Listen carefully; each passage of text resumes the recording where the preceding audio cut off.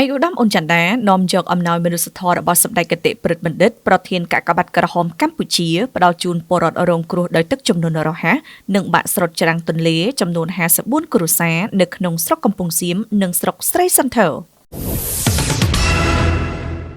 ឯកឧត្តមអ៊ុនចាន់ដានាំយកអំណោយមនុស្សធម៌របស់សម្ដេចគតិប្រិទ្ធបណ្ឌិតប្រធានកាកបាទក្រហមកម្ពុជាផ្ដល់ជូនពលរដ្ឋរងគ្រោះដោយទឹកជំនន់រហ័សនិងបាក់ស្រុតច្រាំងទន្លេចំនួន54គ្រួសារនៅក្នុងស្រុកកំពង់សៀមនិងស្រុកស្រីសន្ធើនៅព្រឹកថ្ងៃទី9ខែតុលាឆ្នាំ2025នេះឯកឧត្តមអ៊ុនចាន់ដាអភិបាលនៃគណៈអភិបាលខេត្តកំពង់ចាមនិងជាប្រធានគណៈកម្មាធិការសាខាកាកបាទក្រហមកម្ពុជាខេត្តរួមជាមួយនឹងឯកឧត្តមលោកជំទាវលោកស្រីសមា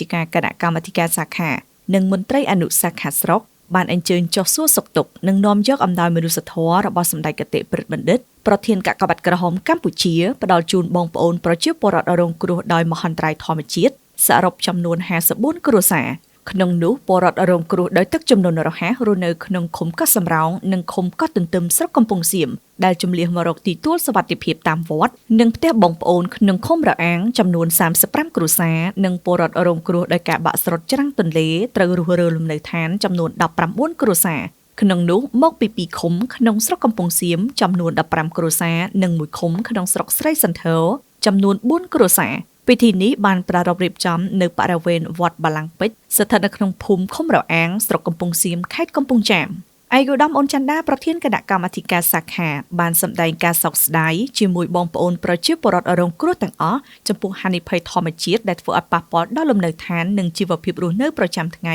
របស់បងប្អូនក្នុងឱកាសនោះឯកឧត្តមអ៊ុនចាន់ដាបាននាំយកនៅប្រសាសន៍ផ្ដាំផ្ញើសួរសុខទុក្ខពីឯកឧត្តមសន្តិបណ្ឌិតនេតសាវឿនប្រធានកិត្តិយសសាខានិងពិសេសពីសំណាក់សម្ដេចគតិប្រិទ្ធបណ្ឌិតប៊ុនរ៉ានីហ៊ុនសែនប្រធានកាកបាទក្រហមកម្ពុជាជូនចំពោះបងប្អូនប្រជាពលរដ្ឋរងគ្រោះទាំងអស់ដោយក្តីនឹករលឹកនិងអាណិតអាសូរជាទីបំផុតទាំងនេះបង្ហាញឲ្យឃើញពីក្តីកង្វល់របស់សម្ដេចប្រធានដែលតែងតែបានយកចិត្តទុកដាក់គិតគូរពីសុខទុក្ខនិងជីវភាពរបស់ប្រជាជនរងគ្រោះនិងងាយរងគ្រោះបំផុតហើយតែងបានចាត់តំណាងចុះអន្តរាគមន៍ផ្ដល់អំណោយសង្គ្រោះជាបន្តបន្ទាប់ដើម្បីជួយដោះស្រាយសម្រាប់ទុក្ខលំបាកបងប្អូនទាន់ពេលវេលា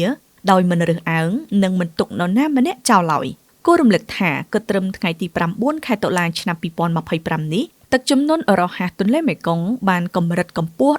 14.12 ម៉ែត្រធៀបនឹងថ្ងៃម្សិលមិញស្រក 0.18 ម៉ែត្រដែលកន្លងទៅធ្វើឲ្យប៉ះពាល់ស្រុកចំនួន8ក្នុងខេត្តលើកលែងក្រុងកំពង់ចាមនិងស្រុកចំការលើតាមតួលេខបណ្ដោះអាសន្នមហន្តរាយធម្មជាតិនេះបានបង្កឲ្យកុមារលង់ទឹកស្លាប់2នាក់ខូចខាតដំណាំស្រូវ364ហិកតាដំណាំរួមផ្សំ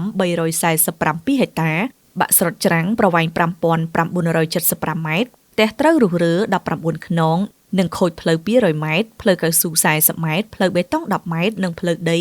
150ម៉ែត្រឯកឧត្តមអ៊ុនចាន់ដាបានក្រើនរំលឹកដល់បងប្អូនទាំងអស់គ្នាខិតខំថែទាំសុខភាពឲ្យបានល្អតាមទិសស្លោកស្រឡាញ់ខ្លួនឲ្យស្ងួនចំណីហើយត្រូវប្រុងប្រយ័ត្នពីគ្រោះមហន្តរាយវិបត្តិភ័យនានាដែលកើតមានក្នុងរដូវវស្សានេះដោយឯកឧត្តមប្រធានបានស្នើឲ្យរដ្ឋបាលមូលដ្ឋានត្រូវតាមដានជាប់ជានិច្ចនៅប្រព័ន្ធផ្ដល់ព័ត៌មានជាមុន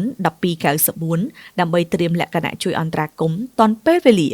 ទន្ទឹមនេះរស់នៅត្រូវអនុវត្តវិធានអនាម័យស្អាត3យ៉ាងពិសាទឹកដាំឆ្អិនដើម្បីបង្ការទប់ស្កាត់ការពារការឆ្លងនៃជំងឺដង្កាត់ផ្សេងៗជាពិសេសដែលបង្កឡើងដោយសត្វមូសឬបង្កដោយការខ្វះអនាម័យជាដើមពិសេសត្រូវប្រុងប្រយ័ត្នឲ្យបានដិតដល់ចំពោះកុមារតូចៗដែលងាយប្រឈមនឹងគ្រោះថ្នាក់លង់ទឹកអំណោយមនុស្សធម៌ដែលបានផ្ដល់ជូនទាំង35គ្រួសារក្នុងមួយគ្រួសារទទួលបានអង្ករ25គីឡូក្រាមទឹកត្រី1យួរទឹកស៊ីអ៊ីវ1យួរកន្ទេល1សាប៊ូម្សៅ2កញ្ចប់សាប៊ូកាក់សក់6កញ្ចប់តូចថ្នាំនិងច្រាសដុសធ្មេញឃីតមុងភួយសារ៉ុងក្រម៉ានិងថវិកាមួយចំនួនដោយឡែកប្រជាពលរដ្ឋរងផលប៉ះពាល់ដោយបាក់ស្រុតច្រាំងទន្លេ19គ្រួសារក្នុងមួយគ្រួសារទទួលបានអង្ករ50គីឡូក្រាមមីត្រីខគ្រឿងឧបភោគបរិភោគ5មុខសម្ភារៈដំណេកតង់និងថវិកា40,000រៀលដើម្បីស្ដារការខូចខាតឡើងវិញ